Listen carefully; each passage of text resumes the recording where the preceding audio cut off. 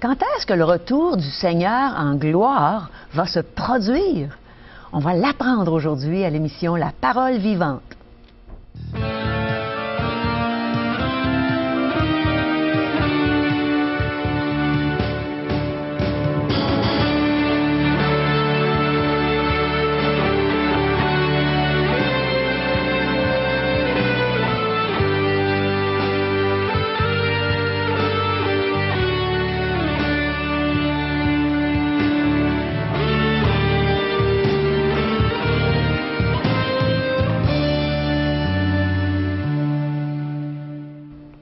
Bonjour, chers amis, et bienvenue à l'émission La Parole vivante.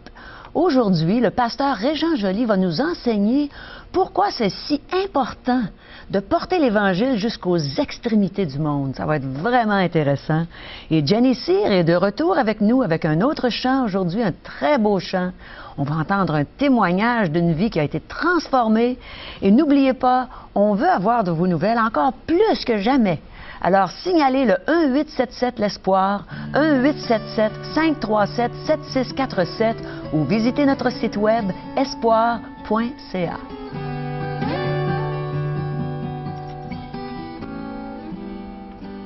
Alors, Régent, tu as la réponse à nos questions? À notre question, plutôt une seule, le retour en gloire du Seigneur Jésus. Mais c'est toute une question. C'est pour quand? C'est pour quand? J'ai pas de date à vous mentionner, à vous préciser, mais j'ai quand même un contexte qu'on va regarder ensemble dans le cadre de cette émission. On va remettre les morceaux du casse-tête en place, puis on va regarder quels sont les événements à venir, et peut-être certains déjà présents, qui nous annoncent cette venue en gloire du Seigneur Jésus-Christ. L'endroit le plus chaud sur la surface de la Terre, l'endroit où il y a le plus de guerre ou d'une possibilité d'éclatement de guerre, c'est Israël. Alors donc, aujourd'hui, on va se préparer avec nos microscopes et puis on va regarder à la loupe cet endroit stratégique. Qu'est-ce qui devrait se produire comme signe de la fin des temps pour annoncer la venue de Jésus-Christ? Et en même temps, en regardant cette nation Israël, on va jeter un coup d'œil aux autres nations, on va élargir un peu et voir maintenant quelle est la responsabilité du chrétien dans ce moment bien précis face aux autres nations. Celles qui est non israélite, non juive. Alors donc, on va regarder tout cela dans le contexte. Tous les éléments sont en place pour ce copieux repas spirituel. Oh là là, c'est un sujet qui m'intéresse réellement et je suis certaine que ça vous intéresse, vous aussi. Alors, restez avec nous.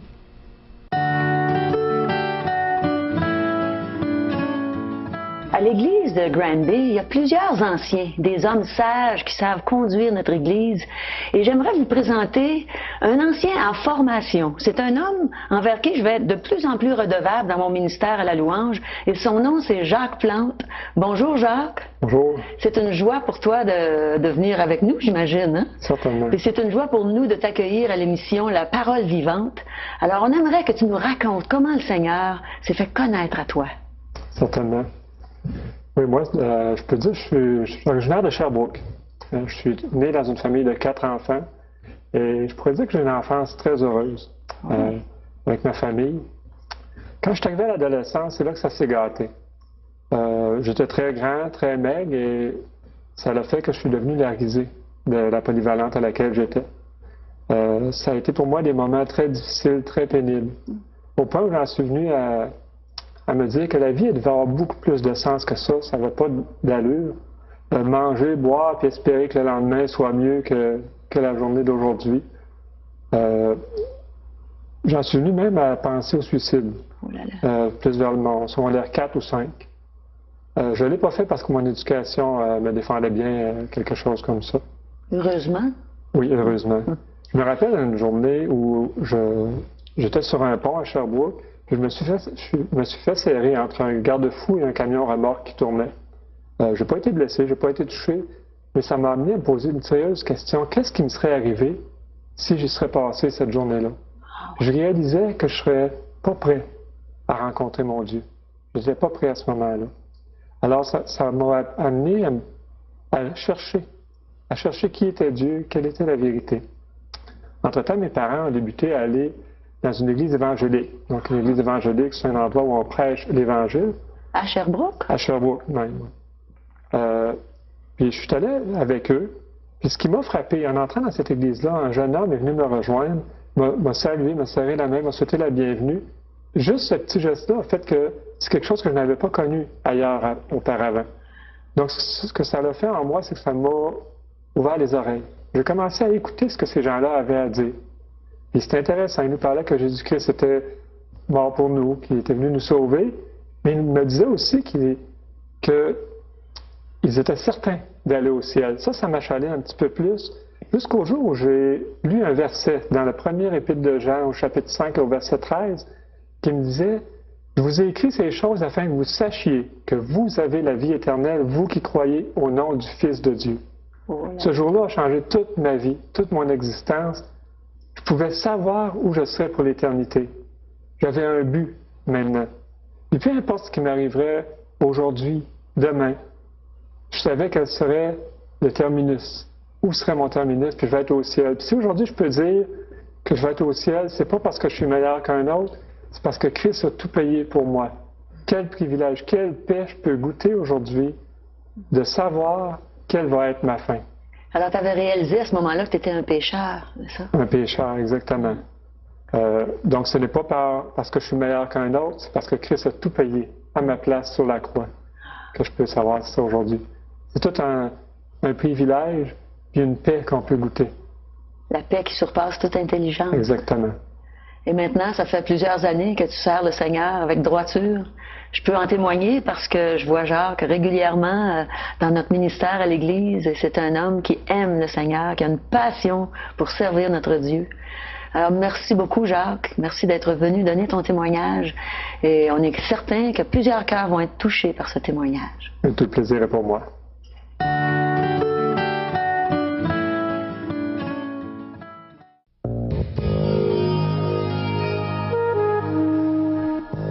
Mes amis, on va réaliser aujourd'hui à quel temps on est rendu et combien il est important d'annoncer l'Évangile à tous ceux qui ne connaissent pas encore le Seigneur Jésus.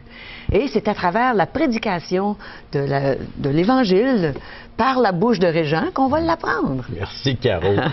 Tout d'abord, il y a deux endroits bien précis sur la surface de la Terre qu'on doit regarder pour lire les signes de la fin des temps. Ces deux endroits bien précis, c'est Israël. Tout se déroule là, ou presque, et les nations, parce que la Bible parle du temps des nations. On est dans cette période-là. C'est quoi le temps des nations? Qu'arrive-t-il? Tout d'abord, en résumé, avec les prophètes de l'Ancien Testament, Israël avait un but bien précis de son existence, c'était de faire connaître le seul vrai Dieu. Ouais. Israël a échoué. Ils se sont tournés vers les idoles, et puis il y a eu l'idolâtrie, puis ainsi de suite, et le péché, l'iniquité, et voilà. Alors donc, ils ont rejeté le Messie, parce que le Messie est venu. On le connaît tous, on connaît cette histoire-là. Le Nouveau Testament nous rapporte ce que les Juifs refusent de croire, d'accepter encore aujourd'hui, malgré qu'il y a quelques Juifs messianiques, c'est bon à préciser, qui ont accepté la venue du Messie, la venue de Jésus. Hein? Une minorité qui est là, qui fait partie maintenant de cette Église. L'Église aussi qui a un but bien précis dans le temps où nous sommes, le temps des nations. Alors les Juifs, donc, ayant rejeté le Messie, par le fait même, ils en subissent les conséquences. Et ça a été prédit par le Seigneur lui-même, que nous retrouvons dans l'Évangile selon Matthieu, chapitre 24, et le verset 9. Alors ici, il parle aux Juifs. « Alors on vous livrera au tourment, et l'on vous fera mourir, et vous serez haïs de toutes les nations à cause de mon nom. » On le voit, ça. C'est en plein ce que nous sommes en train de vivre. Ouais. Tu vois, tu as le discernement, Caro, tu connais les Saintes Écritures et tu vois qu'aujourd'hui, et même ceux qui n'ont pas une grande connaissance de la Bible, en écoutant juste un bulletin de nouvelles ou en lisant un journal, vous pouvez constater que les Juifs sont haïs parmi les nations. Oui, c'est pas juste du temps d'Hitler, mais aujourd'hui aussi. Il y a beaucoup d'antiséminisme. Exact. Et même, plusieurs en parlent et puis on essaie de corriger, mais c'était les conséquences du rejet du Messie, tout simplement. Ils l'ont rejeté. Au lieu d'être délivrés, ils sont aux prises aujourd'hui avec la tribulation, la persécution, et puis des temps de séduction aussi, parce que le verset suivant nous dit, au verset 10, « Plusieurs succomberont et se trahiront, se haïront les uns les autres. » Et verset 11, « Plusieurs faux prophètes s'élèveront et séduiront beaucoup de gens. » Et là là. C'est en plein là qu'on est rendu. Juste un peu un résumé de l'histoire chez les Juifs. En l'an 70, peut-être plusieurs d'entre nous sommes au courant. Bien, en l'an 70, c'est Titus, alors qui a envahi Jérusalem et qui a fait mourir plusieurs Juifs, la destruction du temple juif également. Alors, c'est le général romain Titus en l'an 70. Et si on continue dans l'histoire, en l'an 115 après Jésus-Christ, les Juifs furent chassés de Chypre. En 135 après Jésus-Christ, un soulèvement et un faux messie du nom de Bar Korpha. 500 000 Juifs furent massacrés à cette occasion par l'empereur romain Hadrien. Et au 7e, au 8e, 9e siècle, l'oppression de l'Empire byzantin. En 1096, plutôt 12 000 Juifs furent assassinés en Rhénanie. Et un an plus tard, des Juifs furent massacrés à Jérusalem. Et à la fin du 13e siècle, 370 000 Juifs furent expulsés d'Angleterre. En 1292, 100 000 furent assassinés en Franconie et en Bavière. En 1306, il y eut une expulsion massive des Juifs de France. Et en 1348-1349 en Europe, alors des déchaînements antisémites, antiracistes à l'endroit des Juifs. En 1355, persécution des Juifs à Tolède, 12 000 Juifs furent tués par les Arabes. Et un peu plus tard, la même année, expulsion des Juifs de la Hongrie, oppression des Juifs en Espagne. Et je pourrais poursuivre ainsi de suite. En 1492, expulsion de 180 000 Juifs d'Espagne. Juan Carlos, le roi d'Espagne, s'est récemment rendu dans une synagogue pour demander pardon aux Juifs. Et à la fin du 15e siècle, expulsion des Juifs de la Sicile, de la Sardaigne et du Portugal. En 1441, expulsion des Juifs du royaume de Naples en Italie. Au 18e siècle, 100 000 Juifs périssent dans des massacres en Pologne. Et toujours au 18e siècle, expulsion des Juifs de la Russie. Au 19e siècle, eh bien, toute la communauté juive de Méchède en Perse fut obligée de se convertir à l'islam. Et 39-45, on connaît tous l'histoire, l'extermination de 6 millions de Juifs dans les camps nazis et en particulier dans les fours crématoires. Le 20e siècle. Le Seigneur l'a prédit. Et nous voyons les signes se réaliser un après l'autre. Puis on voit aussi quand même qu'ils ne périssent pas tous parce qu'il en reste tout le temps. Et les prophéties de l'Ancien Testament nous ont dit qu'il y aura toujours un reste de cette nation. Et encore aujourd'hui, c'est un endroit très chaud sur la surface de la terre. Ça peut exploser n'importe quand. Il y aura une prochaine guerre, nous dit les Saintes Écritures. Les 2/3 des Juifs périront dans cette dernière guerre. Ce sera la dernière parce que Jésus-Christ lui-même reviendra sur la terre pour sauver le reste et rétablir la nation, où toutes les nations maintenant retourneront à Jérusalem pour adorer le seul vrai Dieu comme ça aurait dû l'être depuis le début. Ce reste va être dans la joie avec nous. Dans la joie. Il y a un texte qu'on peut lire dans l'Évangile selon Luc. Alors Luc, vous avez Matthieu, Marc, Luc, et dans Luc, chapitre 20, nous lisons à cet endroit. Luc 21 plutôt, verset 29. Alors Luc 21, verset 29, on veut des signes, toujours en rapport avec Israël et les nations. Il leur dit une comparaison. Voyez le figuier et tous les arbres, dès qu'ils ont poussé, vous savez vous-même en le regardant que déjà l'été est proche. De même, quand vous verrez ces choses arriver, sachez que le royaume de Dieu est proche. Alors, il compare ici Israël à un arbre fruitier, un figuier. Et puis, il nous est dit que pendant la saison, il portera des fruits en été. Et dans le grec, parce que ceux qui connaissent les figuiers disent en été, c'est pas la saison des fruits, c'est à l'automne qu'on va cueillir des figues sur les figuiers. Mais dans le grec, et là je sors à nouveau mes lunettes, alors en grec, été c'est téros. Et puis dans la racine commune de ce mot, il y a térismos qui veut dire la moisson. Autrement dit, quand Israël sera au temps de la moisson, alors viendra la fin. Alors le temps de cueillir cette nation, elle sera mûre. Mûre pour, encore une fois, les événements qui sont décrits dans certaines prophéties et dans l'Apocalypse, cette dernière guerre, la bataille d'Armageddon. Alors donc, cette guerre qui est là, toutes les nations vont se jeter sur Israël et ce sera Jésus-Christ qui interviendra du haut de son ciel avec son armée céleste. C'est lui qui, sur cheval blanc, qui viendra victoire, celui le roi des rois. Est-ce que les croyants en feront partie de cette armée ou c'est uniquement le...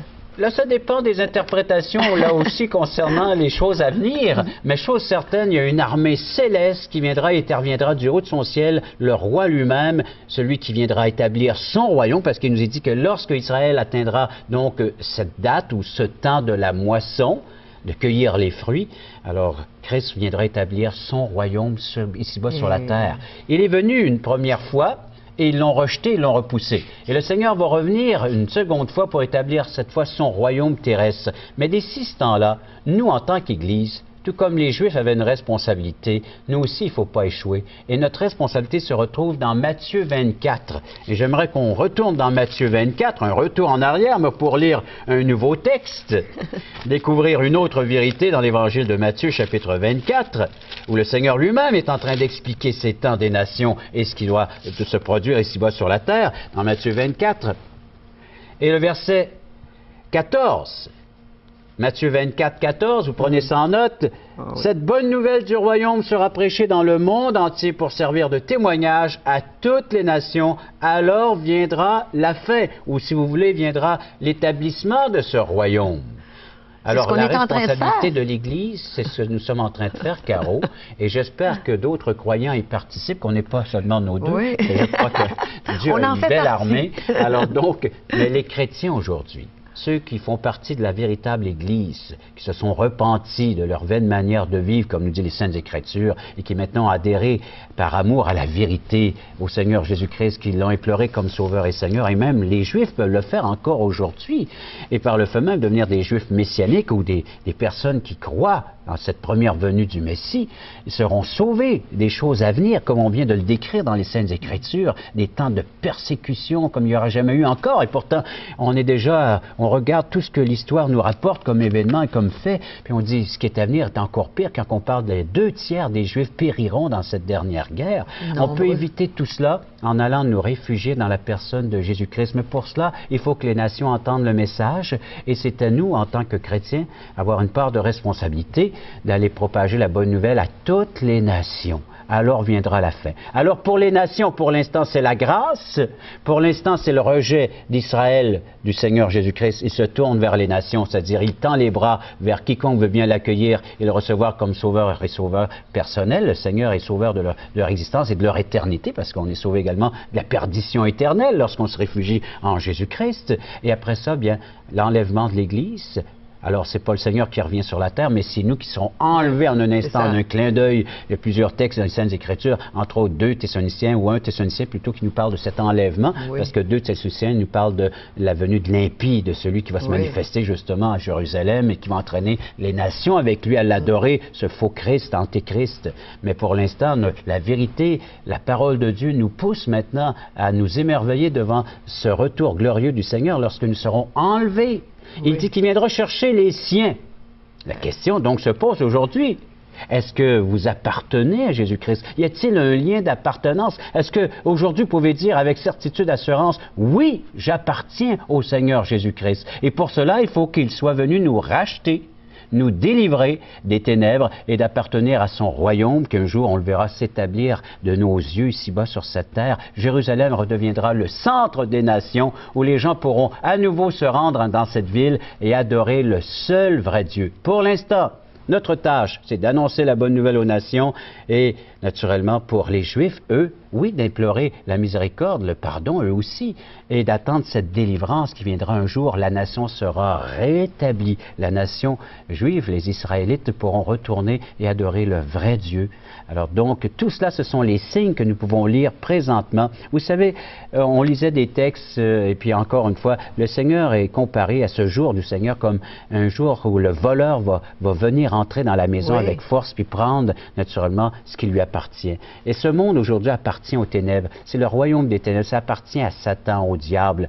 Mais il y a une chose qui ne lui appartient pas, c'est ceux qui ont été rachetés par le sang précieux de Christ. Et un jour, le Seigneur va venir comme un voleur, nous dit les Saintes Écritures, pour prendre ce qui n'appartient pas à ce monde, mais ce qui lui appartient, les siens. Faites-vous partie de cet enlèvement céleste? Je crois qu'on peut conclure aujourd'hui cette émission par cette assurance, certitude de savoir que oui, maintenant, que lorsque Jésus-Christ reviendra, il prendra tout ce qui est de la même nature que lui, comme un aimant qui vient et qui attire vers lui tout le métal. Mais pour cela, il faut avoir la nature de Dieu en nous, il faut avoir l'Esprit de Dieu qui habite en nous. Et cela, c'est par la repentance du mal qu'on a commis, du péché, de l'offense qu'on a fait envers Dieu et d'accepter sa miséricorde, son plein pardon dans le sacrifice de Jésus-Christ. Vous n'avez qu'à lui dire, Seigneur, je suis un pécheur. Oui, je réalise que c'est le temps maintenant pour moi d'être sauvé, c'est le temps de la grâce, c'est le temps des nations, et j'accepte ton sacrifice pour moi, afin que je puisse être un élu, un sauvé, un enfant de Dieu. Et en devenant enfant de Dieu, vous allez avoir la certitude, comme Régent et moi, que quand Jésus va venir chercher son Église, on va monter à la rencontre du Seigneur dans les airs. On va être enlevé avec lui. Alors, entre-temps, écoutons un beau chant et méditons sur le beau message qui vient de nous être apporté. Et écoutons aussi Jenny Cyr qui chante « Pèlerinage ».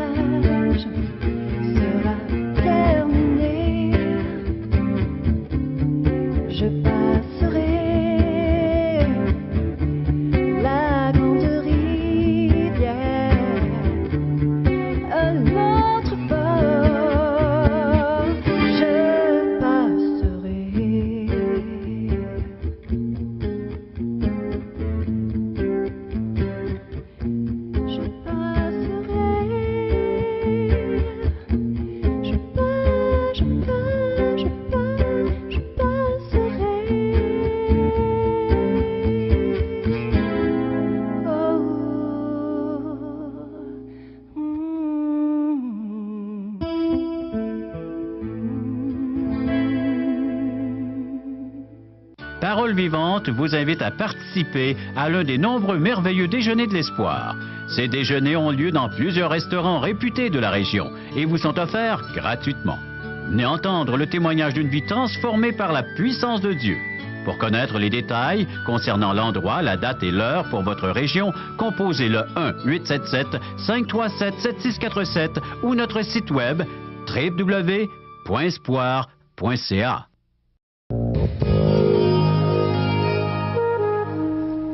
Alors, allez dans nos merveilleux déjeuners de l'espoir. Vous allez bien déjeuner, vous allez être en bonne compagnie et vous allez entendre un bon témoignage aussi. Ce sera peut-être celui de Régent ou le mien, on ne sait jamais. On va peut-être vous rencontrer là en personne.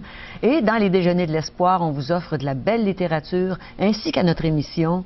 Régent, tu as des belles choses à nous offrir. J'ai un évangile de Jean offert tout à fait gratuitement. Si vous n'avez pas de portion encore des Saintes Écritures, vous avez une Bible, allez le trouver. C'est le 4e livre du Nouveau Testament. Sinon, vous nous en faites la demande, l'évangile selon Jean. Mais un petit rajout. À la fin, on a indiqué comment le pont. Le pont, c'est comment passer d'une condition spirituelle à une autre condition en acceptant le seul chemin, la seule voie possible, c'est Jésus. Alors, vous pourrez regarder et feuilleter vers la fin de cet évangile de Jean. Aujourd'hui, l'espoir, c'est Jésus seul. Nous vous l'offrons tout à fait gratuitement. Ce sont des textes bibliques. Vous allez pouvoir vérifier vous-même avec votre Bible à la maison. Très bien. Également en contact avec M. Charles Stanley. À tous les jours, vous allez avoir une réflexion, une méditation sur un texte biblique qui va vous faire du bien pour la journée. Il y a des bons petits articles aussi Aussi, c'est vrai, livres. ça. Oui, en plus de la méditation quotidienne. Et les questions fondamentales. Qui suis-je? Pourquoi ça va si mal dans ce monde? Et comment est-ce qu'on peut y remédier? De M. J. Blanchard. Alors, procurez-vous cette littérature gratuitement en signalant le 1-877-L'Espoir, 1-877-537-7647 ou en visitant notre site web espoir.ca. On a hâte de vous revoir. Alors, revenez-nous plutôt. Nous, on va vous revenir et vous allez nous revenir. On va être ensemble pour partager la parole de Dieu. Bye bye.